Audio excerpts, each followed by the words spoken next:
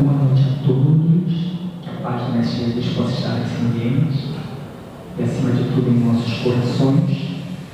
E para a nossa orientação, nós vamos ler o livro Vida Feliz, psicografia de Divaldo Pereira Franco, pelo Espírito Joana de Ângeles, a lição 161. Todos estamos fadados à felicidade, à perfeição. O caminho a percorrer é longo, às vezes assinalado pela urze ou entulhado pelos calhaus. Todavia, o roteiro é igual para todos, porque ninguém existe que seja considerado como exceção. Aqueles que encontram menos dificuldade fazem jus às circunstâncias em razão do seu comportamento em reencarnações passadas. Os mais atribulados, da mesma forma, procedem dos seus atos inferiores. Desse modo, ganha distância evolutiva, passo a passo, e alegra-te com um destino feliz que te aguarda e que te alcançará. Vamos elevar então os nossos pensamentos a Deus. Senhor, nosso Deus e nosso Pai, querido Mestre Jesus, amigos espirituais e mentores desta casa, mais uma vez estamos aqui reunidos em Teu nome, gratos por esta oportunidade, te pedindo, Pai, envolva todos aqueles que aqui estão, envolva aqueles que estão a caminho e aqueles que não puderam vir. Envolva também, Senhor, a humanidade inteira, tão carente do Teu amor. Te pedimos também que o nosso irmão que fará o estudo da noite seja envolvido pelos amigos espirituais, seus mentores, para que possa trazer para cada um de nós, Senhor, aquilo que precisamos ouvir. Que a Tua luz e a Tua glória esteja sempre conosco, hoje, agora e sempre. Bom, vamos então ao mais importante da nossa noite, que é o nosso estudo. E o nosso estudo hoje está a cargo do nosso irmão Júlio Antônio, que ele é da Congregação Espírita Cristã, que fica na rua Arthur Rios, 388, em Campo Grande. E nós estamos dando continuidade ao 4º mês do projeto educativo doutrinário Reforma Íntima, Desafio de Urgência. E hoje o nosso tema será a bênção da fé. Nosso irmão. Boa noite a todos. É com muita alegria que nós chegamos aqui a uma casa tão querida aos nossos corações, não somente porque nos acolhe, mas é uma casa que faz parte, todo um processo, pode ficar aqui mesmo, um processo de formação quanto trabalhador espírita. Nós já viemos a alguns eventos aqui na casa, não somente da parte doutrinária, mas também ligados ao estudo da língua universal, que é o Esperanto, e trazemos o abraço sincero e fraterno da Congregação Espírita Cristã e do nosso seu 28º da região de Campo Grande. É com muita alegria que nós viemos sob o convite de corações tão queridos para falarmos hoje de um tema, digamos assim, inicialmente simples, mas de uma forma profunda, porque é simples na formação da palavra. Quando você fala de fé, todo mundo pensa que sabe, todo mundo dá uma opinião, todo mundo traz um exemplo, mas a gente sempre acrescenta, a gente tem como uma figura uma colcha de retalhos. A fé é algo que nos aquece, nos acolhe, nos acomoda, só que a gente vai ver uma outra vertente da fé, uma outra visão da fé. Por que outra visão? Porque nós nos acostumamos a, digamos assim, limitar o que nós vemos, limitar o que nós ouvimos, limitar o que nós falamos.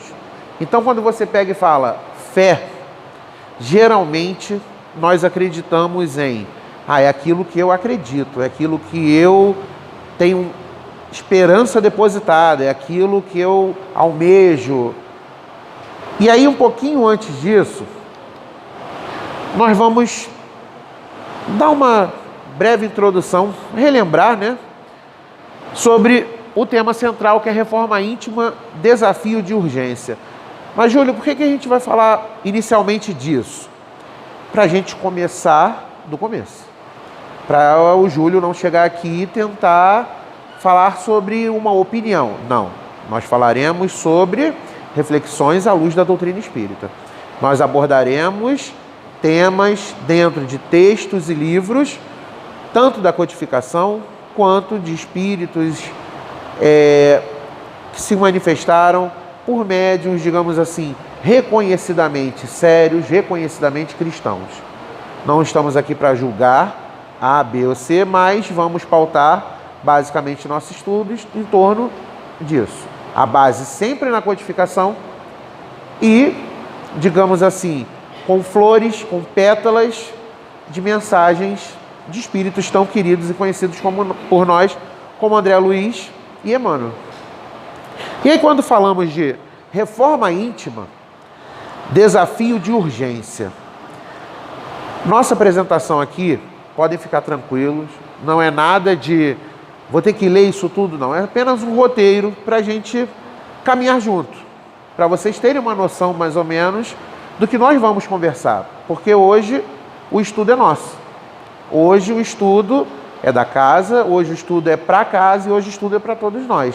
Então são reflexões que nós vamos tentar, passo a passo, devagarinho, chegar a alguma reflexão pessoal, ter um apanhado geral de alguma situação. E aí alguns tópicos que nós separamos. Reformar é preciso. Moro numa casa humilde, com alguns problemas, uma infiltração, uma telha quebrada, uma pintura descascada, um piso com alguns buracos. Reformar é preciso. Imagina a casa temporária do nosso espírito. Vamos cuidar do corpo. Sim, ótimo. Exercícios físicos, alimentação saudável, medicações, visitas periódicas ao médico. E o espírito? Será que nós estamos cuidando de nós mesmos? Na essência? Então, o reforma íntima, o reformar é preciso, é você se conhecer.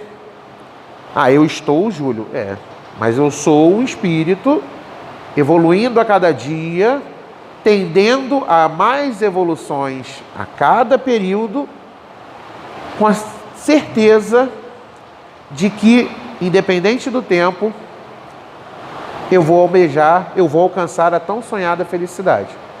Por quê?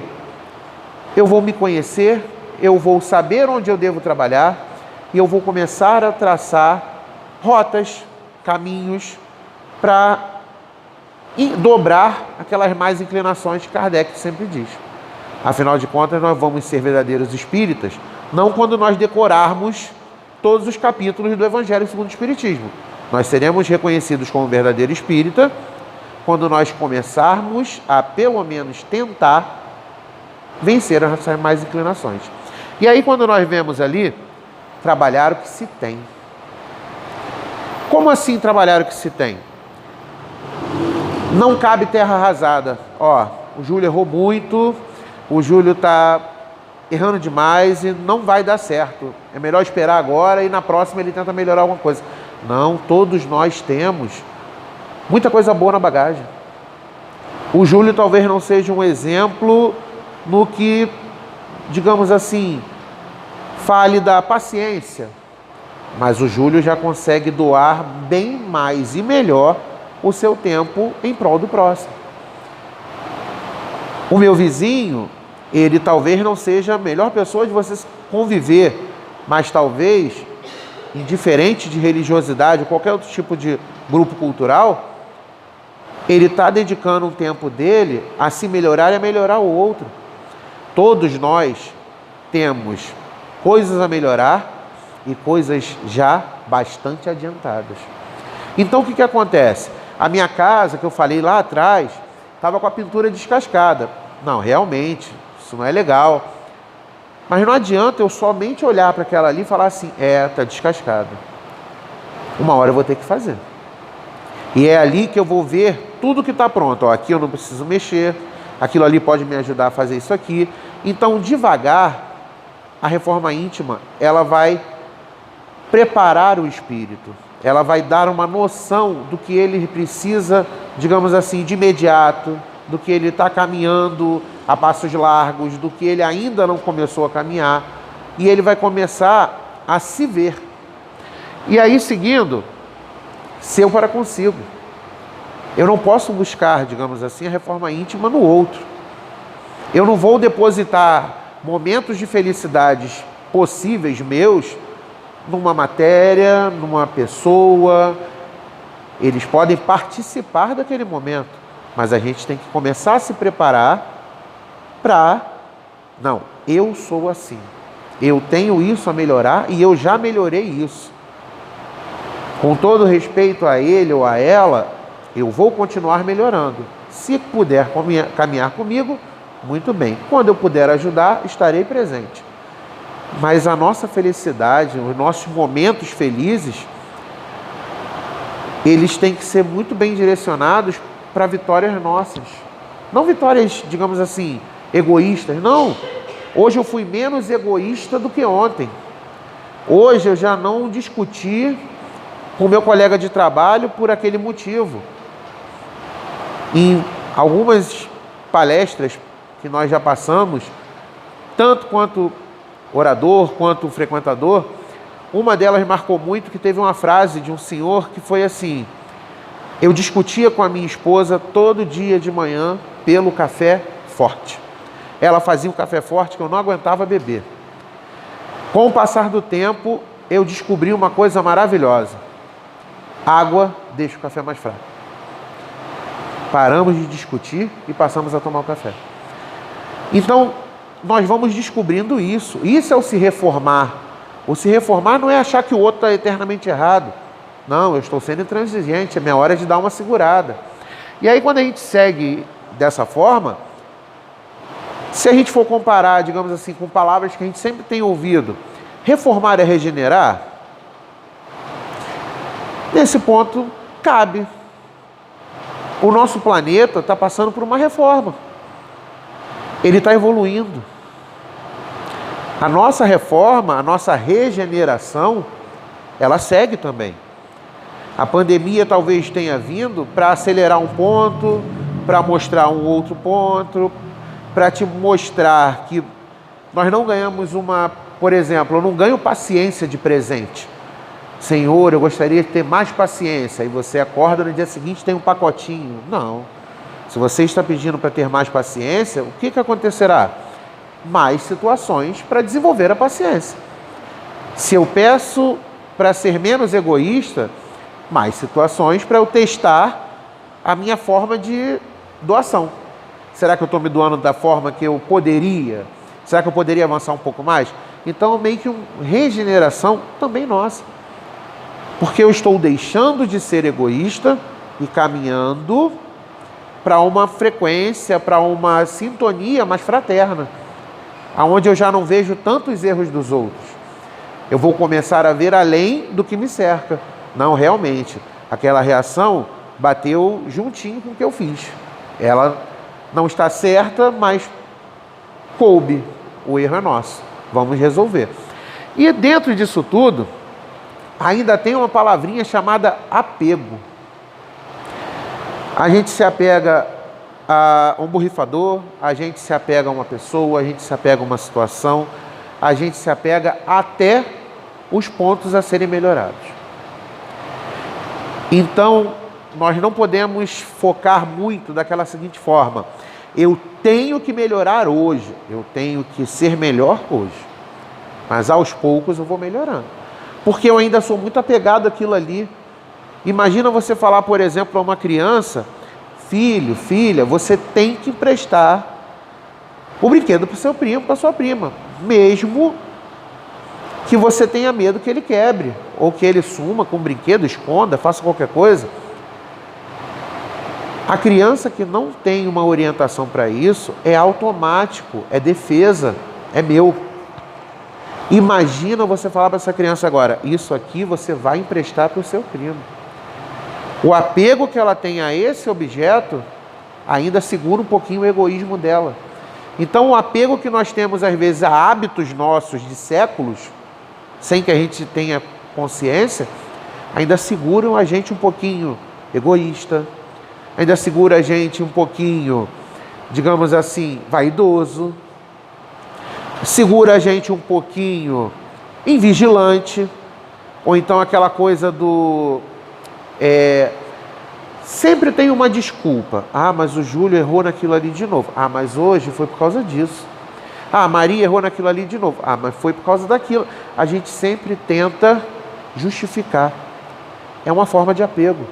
Dói. A mudança, ela é programada a médio e longo prazo. Porque você está deixando de ser o que você tinha praticado durante dias, séculos, milênios. E cada dia é uma nova oportunidade. Eu não posso jogar a minha expectativa de melhora fora, porque hoje eu não consegui deixar de praticar tal ato vicioso. Ou então, e quando falamos de vício, não falamos somente de alcoólicos, entorpecentes, não. Maledicência, os julgamentos, que nós somos às vezes juízes implacáveis. Isso também são atos, são hábitos que a gente acaba fazendo um ciclo. E quando você se pega, você está falando de novo. Então, todo dia é uma nova forma, todo dia é uma folha em branco. Você tem um caderno, continua ali escrito, mas você pode fazer um novo texto.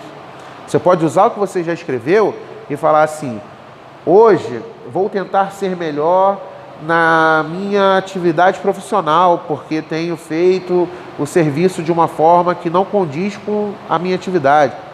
Pode ser dessa forma. Por que nós falamos disso tudo?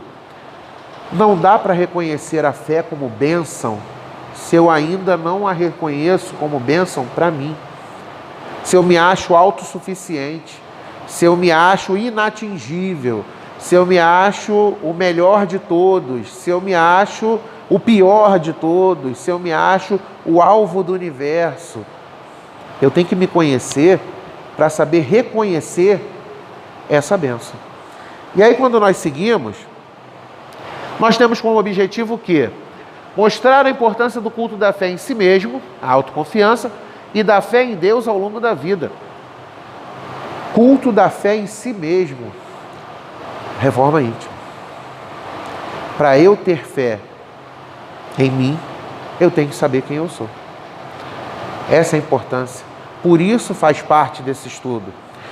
Quando nós falamos ali, e da fé em Deus ao longo da vida, muitos de nós, às vezes, pensamos que isso já é ponto passado. Não, se eu estou numa casa espírita, eu tenho fé em Deus.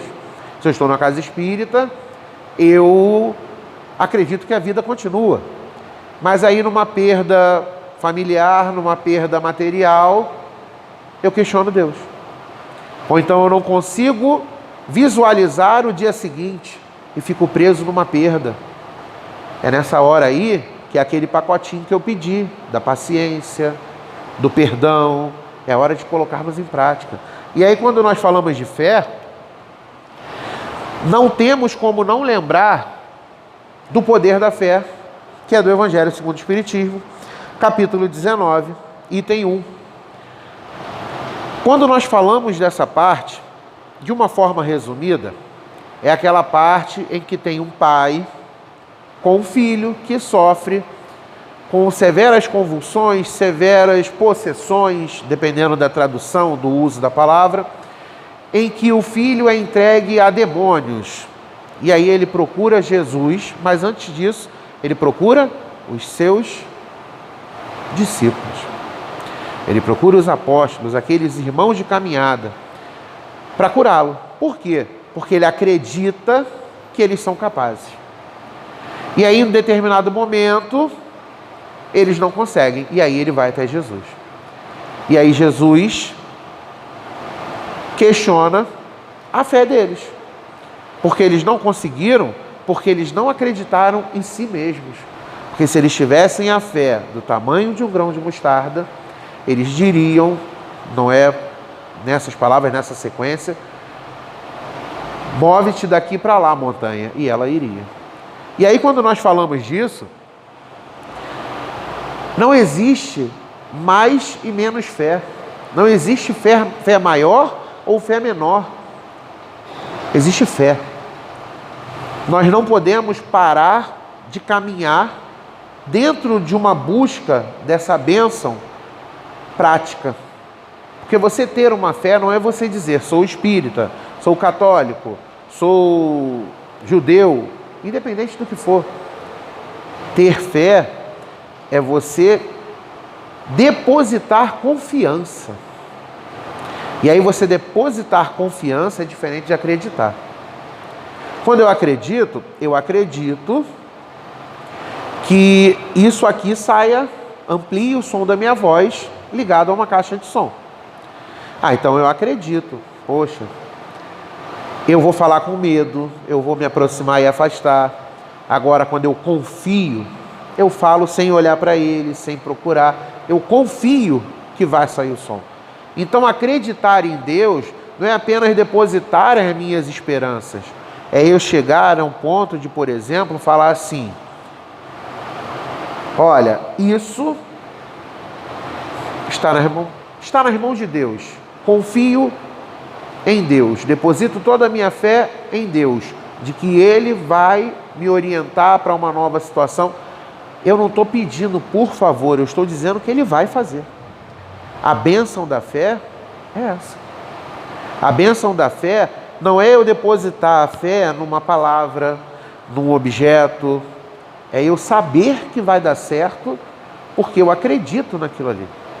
Porque eu confio que aquele momento, aquela situação vai ser resolvida a partir dali.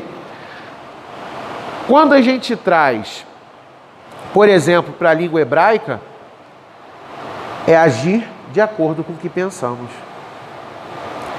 Então, se alguém tem um caso de uma doença muito grave na família, essa pessoa, com a bênção da fé, reconhecendo a fé como bênção, ela não vai, digamos assim, eu vou fazer de tudo para que Deus me oriente.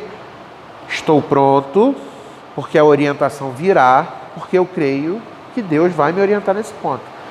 É certeza, não é dúvida, não é aquela coisa assim, tomara. Não, vai acontecer.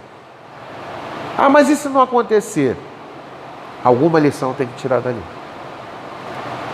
O que nós temos que ter, nessa certeza da fé, é que independente do que aconteça, o melhor aconteceu. Seja no emprego, seja no físico, seja no emocional, existe um desejo e existe uma certeza. O desejo é que eu tenha tal objeto, de tal modelo, tal situação. A certeza é que o melhor vai acontecer para mim. E se dentro desse melhor vier esse objeto, é aquilo que eu precisava. Então a gente ainda para muito para pensar, por exemplo, numa situação de, mas e se não der certo? Poxa, mas eu frequento a casa há tantos anos, por que eu ainda não consigo resolver isso? Poxa, eu estudo os livros da codificação, os livros da série de André Luiz, Joana de Ângeles, Ivone Pereira, e eu ainda não consigo dar prosseguimento a isso, essa melhoria em mim. Reflexões. Também nós não podemos falar assim, Deus vai resolver, e sentar na cadeira e aguardar que Ele resolva. E aí é uma situação que, por exemplo, ali está o exemplo do passageiro que entrega a sua vida ao condutor. É um ato de fé. É uma pessoa que você não conhece, é uma pessoa que você nunca viu, às vezes, dirigir, mas você entra na condução com ele dirigindo. Naquele momento, na sua cabeça estou indo para o serviço, estou indo para o compromisso. Na cabeça do condutor estou carregando vidas. Você confiou a sua a ele, mesmo que instintivamente. Porque você teria que ir ao compromisso. Você poderia ir a pé. Mas eu confiei que ele vai me levar de forma mais rápida, mais confortável e em segurança. Eu depositei a minha fé nele. Naquele momento. Não é ainda fé religiosa. O agricultor entrega a semente ao solo e confia nos seus cuidados e no clima favorável. A agricultura é um processo de fé. Ninguém planta tantos hectares acreditando que vai vir a chuva e alagar tudo e acabar com a plantação. Você faz depositando a fé no seu trabalho e no clima favorável.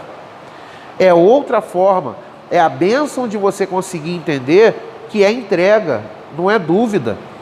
Isso tudo agora a gente está falando de uma forma mais concreta, tirando do religioso. É constante. Quando nós falamos de doutrina espírita, quando nós falamos de cristianismo, não cabe, digamos assim, pelo menos para nós hoje, que passaram os 10 minutos, depois de 10 minutos, já não podemos dizer que não sabíamos. Não cabe mais eu questionar, e se fosse diferente? E caso eu não tivesse feito isso? Eu confio.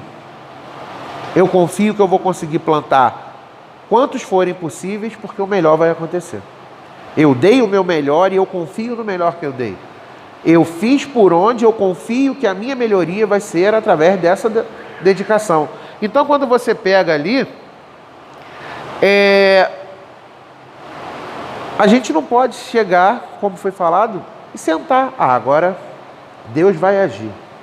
Vai. Ele está agindo. Ele está agindo através de outras pessoas que precisam da sua ajuda para você mostrar para si mesmo que você não é mais egoísta. Ele está agindo através até de você mesmo, na hora que tem alguém precisando da sua ajuda, para que você possa ir fazer aquilo ali. Não basta apenas depositar essa confiança, essa certeza e ficar numa postura, digamos, passiva. A fé, ela tem que ser demonstrada em obras. Eu tenho que buscar. E quando a gente pega, a gente pode botar como base o acreditar, o compreender e o agir. Primeiro eu acredito. Eu acredito que Deus, lá na questão do Livro dos Espíritos, a primeira, inteligência suprema, causa primária de todas as coisas, eu acredito. Próximo passo, eu compreendo isso tudo. Porque eu posso acreditar e não compreender. É a chamada fé cega. Por que você acredita em Deus? Ah, porque meus pais mandaram. Mas você vê Deus na sua vida? Vejo. Quando? Quando meus pais mandaram. Então eu vi Deus na minha vida. Então você compreende. Quando que você compreende, por exemplo, essa questão do trabalho? Pós-pandemia. Ou até durante a pandemia, porque a gente está numa transição, ainda estamos em pandemia. Quando todos ou quase todos ficaram no chamado lockdown, o planeta respirou. Os indígenas tratam o planeta como um ser vivo. O planeta voltou a pulsar. Nós voltamos a ver vegetação e outros tipos de animais povoando locais que há anos eles já não frequentavam. Você descobriu que o celular e o computador têm uso para outra coisa. Além do joguinho, fazer trabalho, digitar prova, aquela coisa toda. Você conseguiu descobrir que existe vida no outro cômodo. Porque às vezes você chegava em casa, vou tomar um banho, vou comer e vou fazer os trabalhos do colégio, da faculdade, digitar um relatório, fazer qualquer coisa. E quando você virava, filho, esposa, marido, quem quer que seja, estava dormindo. Ou saio para a escola, meu pai para o serviço. Meu pai volta, eu estou dormindo. E aí como é que Deus, você vê isso? Você vê lógica. Você consegue compreender que naquele momento ali, naquele lar, por mais que você não concorde com alguns pontos, você está amparado dentro do que você precisa. Quando você pega aquela sequência de vídeos ao vivo, as famosas lives, você consegue ver pessoas passando por situações da mesma forma que você, impedidas de sair, com dificuldades, com perdas, mas também com ganhos. Quantos não se descobriram nessa pandemia com outras profissões, outras funções, outras finalidades? Quando voltou para o serviço, para a escola, para a casa espírita, quantos não voltaram se doando de forma diferente do que se doavam antes? Às vezes você só vinha e achava que ajudar a arrumar aqui o salão, isso é fácil. Ajudar a encher copinho d'água, tudo bem. Mas se todo mundo pensar que tem alguém para fazer e faltar todo mundo naquele dia, não tem água. Então você compreende a necessidade do trabalho. Eu acredito, eu compreendo e aí no final eu vou agir. É quando eu vejo alguém com dificuldade para carregar alguma coisa, não, vou ajudar ali. É quando não tem alguém para dirigir o estudo, não, eu faço a direção. E assim, em casa. Porque uma coisa que nós temos ainda a melhorar é que vira e mexe a gente se compara meio que a uma cômoda. Por que a cômoda? Essa aqui é a gaveta do espiritismo. Então tudo relacionado ao espiritismo eu boto nessa gaveta. Mas quando que eu vou usar essa gaveta? Quando eu for para a casa espírita. E aí quando chega da casa espírita, não, essa roupa aqui é do espiritismo, agora eu vou botar de casa. E aí toda aquela coisa de tolerância, fraternidade, egoísmo, que não deve ter, a empatia no lugar da indiferença. Não, eu botei naquela gaveta ali que é do espiritismo, agora eu estou na gaveta de casa. Aqui todo mundo me conhece, eu sou assim, assim, assado. Não, é o agir. Aquela gaveta ali não tem que existir gaveta, você é espírita. E eu sou espírita, aonde eu vou? Até dormindo. Principalmente, que aí eu estou num outro plano. Então, acreditar, compreender e agir, digamos assim, é uma base para você começar a ter essa bênção. Você começar a reconhecer a fé, além de um livro, um copo d'água, uma plantinha, uma luz, uma imagem. Não, é muito mais do que isso. A fé é aquilo ali. Eu acredito, eu compreendo, então eu faço. Mas vai fazer o quê? Eu vou fazer por onde? Eu vou tentar chegar ali aonde eu quero. Eu sou um medalhista e aí eu estou correndo aquela coisa toda. Vou parar porque eu vou ser o primeiro mesmo. Isso não é acreditar. Mas aí se eu atrapalhar o coleguinha do lado, não. Isso não é compreender. Você não compreendeu nada. Tem uma raia para cada um. Vocês podem colaborar um com o outro. Atrapalhar não é o previsto. Qual é o agir? Se eu não correr, eu vou perder. E aí ele consegue reconhecer aquela certeza que ele tinha de ser campeão nesse processo. Quando nós temos uma outra frase, já na obra Consolador, que Emmanuel fala que fé é guardar no coração a luminosa certeza em Deus. A luminosa certeza. Ele não está falando assim, é guardar no coração a luminosa possibilidade, não, é certeza. É aquela questão lá, número 1, quando a gente fala da número 1 do Livro dos Espíritos, a gente ainda pensa que é aquela coisa de prova, vou decorar. Não, é nessa hora aqui que você vê. Se ele é a causa primária de tudo e a inteligência suprema, ele vai me dar o melhor. Pode não ser o melhor que eu quero, mas o melhor vai acontecer.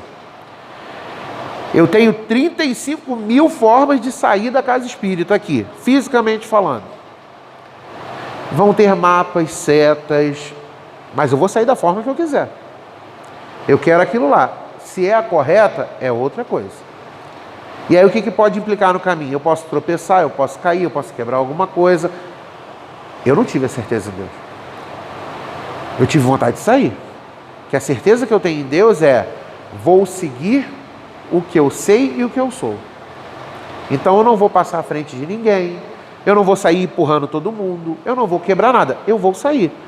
Se eu vou sair como primeiro, último ou alguém do bloco do meio, não importa, eu quero sair. Então às vezes a gente pensa que eu acredito em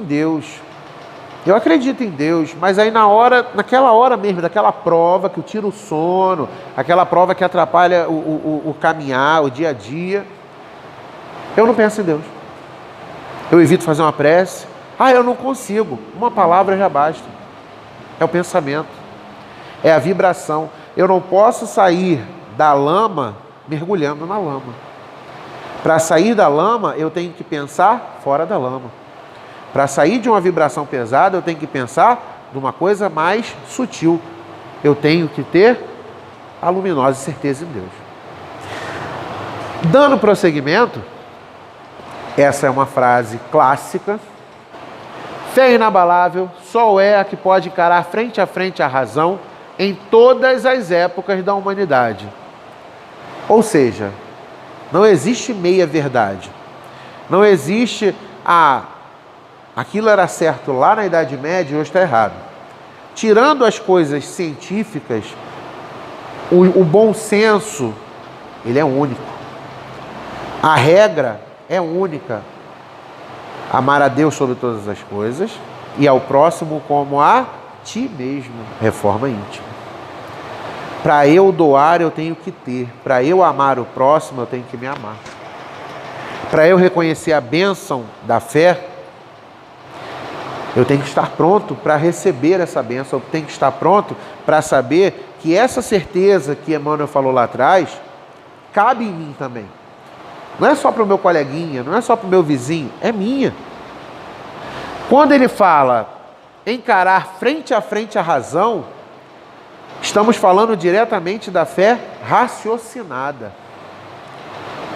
Ninguém vai criar uma fórmula mirabolante e outra pessoa falar assim, não, isso aí foi explicado em tal coisa. Se não tiver bases sólidas, dissolve. Lembra quando nós começamos aqui a nossa reflexão?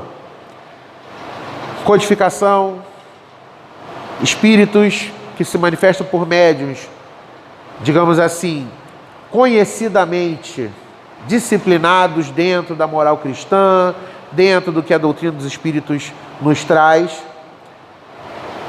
independente de julgar ou não o outro. Não estou aqui para isso, nós não estamos aqui para isso, nós estamos aqui para ter fé. Eu não posso, na minha imperfeição, botar um cartaz ali fora e falar assim, o livro tal não se deve ler. Até o que fala os adversários do espiritismo, Kardec falava que na biblioteca espírita deveria existir um livro desse. Sabe por quê? Para nós termos noção do que se fala, do que se pensa, para nós não cometermos o mesmo equívoco. Nós ainda temos uma noção de que Jesus, figuras sagradas, independente da matriz religiosa, elas estão muito acima.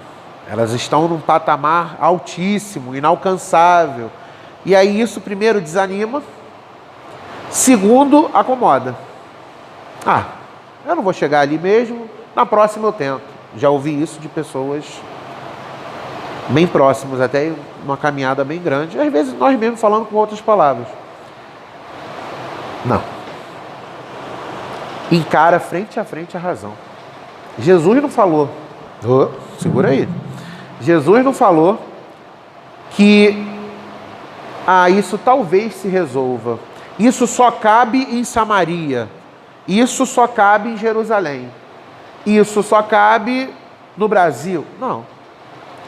Quando Jesus traz as parábolas, ele traz exemplificação da aplicação dessa bênção. Vai que a tua fé te curou. Jesus poderia estar com farrapos, mas quando aquela mulher que sofria de um fluxo desvairado de sangue, falou que se tocasse a borda das vestes dele, ela se curaria, ela depositou nele a certeza da cura. Quando os familiares, as irmãs de Lázaro, procuram ele, de uma forma, num outro contexto, elas depositam nele a certeza de que o irmão não desencarnou. Ou voltaria. Quando Maria, numa outra proporção, junto naquela figura do festim das bodas, pede a ele que faça algo sobre a água, ela deposita a certeza de que ele é capaz. Ela não está pedindo, vê se você consegue. Ela já vai do tipo, faz, por favor. E assim mesmo, quando você chega a Maria, por exemplo, quando se fala de fé, a bênção da fé, quando ela recebe, digamos assim, o convite, a intimação, aquela questão da responsabilidade, faz em mim a tua vontade, ou faça-se a vontade do Senhor. Ela não perguntou como, quando, que dia, que condições, o que ela ganharia. Ela depositou a certeza de que aquilo era real. E aí vai se arrastando pela figura de José, e a certeza vai sendo depositada. Para quem vai acompanhando um pouco mais, o próprio nascimento de João Batista, o entorno de João Batista, a descrença acaba sendo, digamos assim, quando fala que não é possível, se aconteceu isso, vai acontecer isso, isso, isso. E aí uma coisa física se acomete. Não é uma punição, é um pedido. A certeza de que aquilo é verdadeiro. Ou, por exemplo, quando nós falamos aqui do próprio Evangelho, lá no finalzinho do capítulo 19, a fé humana e divina. Se todos os encarnados se achassem bem persuadidos da força que em si trazem, e se quisessem pôr a vontade a serviço dessa força, seriam capazes de realizar o a que até hoje eles chamaram prodígios e que, no entanto, não passa de um desenvolvimento das faculdades humanas. Ou seja, se a gente fosse falar de uma forma mais concreta, isso não ficou nessa etapa do dia de hoje. São cenas dos próximos capítulos. Ah, mas eu ainda não consigo fazer. Falou bem, ainda. E aí volta o porquê dessa temática estar ligada ao processo do todo. Desafio de urgência. A reforma íntima, você se conhece. Você sabe os seus limites. E você sabe as suas potencialidades. Todos nós temos potencialidades. Todos nós temos qualidades. Todos nós temos virtudes. E quando a gente reconhece isso, a gente está pronto, digamos assim, para ver a fé como uma bênção. E aí quando você passa a ver a fé como uma bênção, você passa a buscá-la. E aí você não vai buscá-la somente numa leitura. A leitura vai ser a base. Mas você vai buscar principalmente, às vezes, numa noite fria do calçadão e você servir um prato de sopa. Na colônia de Curupaiti, como a gente havia conversado. No cárcere. Nos hospitais. Ali você vai buscar um pouco. Sabe por quê? Porque quando você faz um trabalho desse, você está fortalecendo a sua fé, está buscando a fé, mas ao mesmo tempo você está levando a fé àquelas pessoas. Quando alguém que está com frio recebe um casaco, recebe um cobertor, a certeza de que aquilo seria temporário foi concretizada. Quando alguém que está com fome recebe um prato de sopa, ali foi a luminosa certeza em Deus. Por mais que da boca para fora, gestualmente, ele não demonstre, mas ele vai agradecer. E quando se agradece, além de falar um muito obrigado, muitas das vezes até antes, sai o graças a Deus. Então naquele momento nós vamos buscar a bênção da fé e ao mesmo tempo levar a bênção da fé. Por isso que a fé, ela deve ser concretizada. A nossa fé raciocinada, ela nos diz que somos espíritos, vivemos em outras pairagens e teremos outras, somos perfectíveis, ou seja, vamos nos aperfeiçoar a cada período um pouco mais, existem outras moradas, Deus não é juiz, Deus não é um Senhor severo, Deus é Pai, justiça, bondade. E aí lembra de novo a questão número 1. Quando a gente está falando toda hora da questão número 1, é para a gente sistematizar a prática do estudo. Não são livros estanques, não são gavetas estanques, são bases. E aí aquela fé que encara a razão, ela tem que ser forçada nisso aí. Por quê? Porque tudo aquilo ali, aquela ali é o número 1, aquela é a base, é a pedra angular. Causa primeira, inteligência suprema. Então tudo que vem dele, tudo que brota através do trabalho, não é o pior que se acontece, sempre é o melhor. E aí, nós agradecemos o convite e deixamos assim como... São 2 momentos que a gente sempre gosta de lembrar. O primeiro momento é para quem tem o Evangelho segundo o Espiritismo em casa, um capítulo que nós sempre devemos ter à mão, à mente, ao coração, é o capítulo 6, o Cristo Consolador. A gente sempre tem que lembrar que o jugo é suave e o fardo é leve. Mas não é que eu tenha que carregar Jesus numa camisa, num nome, nada disso, não. É lembrar dele no pior momento. É saber que o médico das almas está conosco para curar nossas mazelas. E uma outra frase, que aí já é do Novo Testamento, não com essas palavras: das ovelhas que o Senhor confiou a Jesus, nenhuma se perderá. Por mais que eu demore a fazer a minha reforma, por mais que ela seja demorada, eu sou uma ovelha e eu não vou me perder, independente do tempo que eu reconheça o pastor, que eu reconheça a certeza do pasto, pronto, verdejante para mim. Que nós possamos ter a certeza de que o amanhã nunca vai ser mais um dia, sempre será uma nova oportunidade. E que dentro dessa oportunidade, Deus sempre está conosco.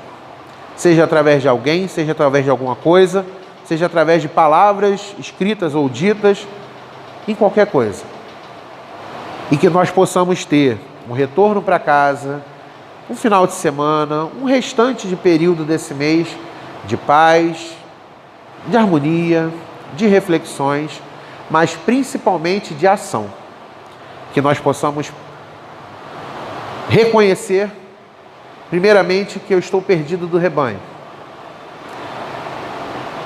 Porque eu já vejo o pastor ao longe.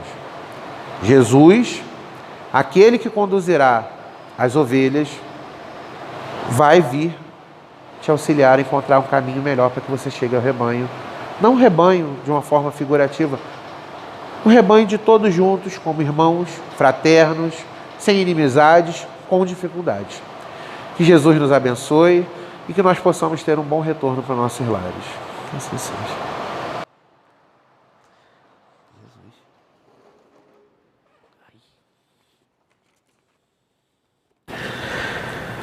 Nós agradecemos ao nosso irmão, Júlio Antônio, pelas reflexões da noite, que ele possa retornar para a sua casa espírita, para o seu lar, acompanhar essas energias.